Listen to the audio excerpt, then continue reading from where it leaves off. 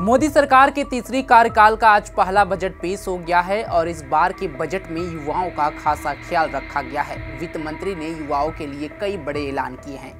युवाओं के लिए स्किल डेवलपमेंट और रोजगार पर विशेष फोकस किया गया है। वहीं 1 करोड़ युवाओं को इंटर्नशिप का भी मौका मिलेगा। नमस्कार, आप देख रहे हैं पंजाबकेसरी.com में सत्येंद्र शर्मा। मंगलवार को केंद्रीय बजट 2024-25 पेश करते हुए वित्त मंत्री निर्मला सीतारमण ने एक नई इंटर्नशिप योजना की घोषणा की।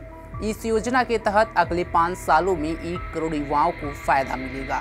सीतारमण ने कहा कि देश की टॉप 500 कंपनियों में युवाओं को इंटर्नशिप के मौके दिए जाएंगे। इस कदम का मकसद है कि उत्पाद और सेवा क्षेत्र को बढ़ावा देना और युवाओं को काम का अनुभव दिलाना। उन्होंने अपने भाषण में बताया कि सरकार इस व्यापक योजना को लागू करेगी, जिससे युवाओं को बड़ी कंपनियों में काम करने का मौका मिलेगा। वित्त मंत्री निर्मला सीतारमण ने बताया कि इस इंटर्नशिप योजना के तहत युवाओं को 12 महीने तक असली बिजनेस माहौल में काम करने का मौका मिलेगा। वे विभिन्न पेशों और नौकरियों का अनुभव ले सकेंगे। हर इंटर्न को हर महीने 5,000 रुपये भत्ता दिया जाएगा।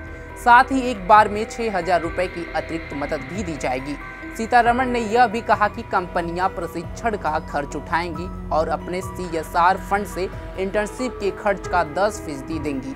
केंद्रीय बजट 2024-25 में सरकार ने 9 प्राथमिकताएं तय की हैं। इनमें शामिल हैं खेती को मजबूत और उत्पादक बनाना, रोजगार और स्किल डेवलपमेंट, सामाजिक न्याय, उत्पाद और सेवा क्षेत्र को बढ़ावा, शहरी विकास, ऊर्जा सुरक्षा, बुनियादी ढांचे का विकास, नए शोध और अनुसंधान को प्रोत्साहन और अगली पीढ़ी के सुधार। इन प्राथमिकताओं का मकसद है कि देश की अर्थव्यवस्था को मजबूत बनाना, रोजगार के नए अवसर पैदा करना और समाज के हर वर्ग का विकास करना सुनिश्चित करना है।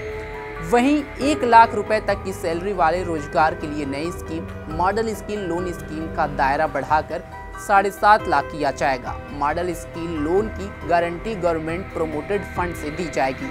हर अतिरिक्त रोजगार के लिए सरकार शुरू के 2 साल के लिए 3,000 महीने का EPFO योगदान कंपनी को वापस देगी। मुद्रा लोन की सीमा बढ़ी है।